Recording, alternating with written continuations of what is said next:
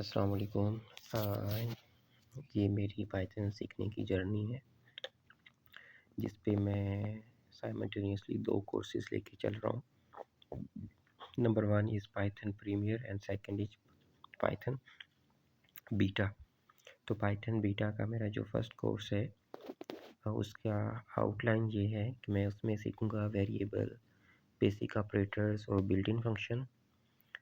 इसके बाद data structure क्या होता है, कंट्रोल फ्लो स्टेटमेंट्स क्या होती हैं, लूप क्या है, कंप्रीहेंशंस क्या है, एरर हैंडलिंग क्या है, reading and writing to file, functions, object oriented programming. फ़िलहाल तक मुझे सिर्फ वेरिएबल का कंसेप्ट, बेसिक कंसेप्ट क्लियर है जो कि मैंने 1-2 वीडियो में सीखा है। तो लेट्स सी मैं इन सब चीज़ों को कैसे सीखता हूँ।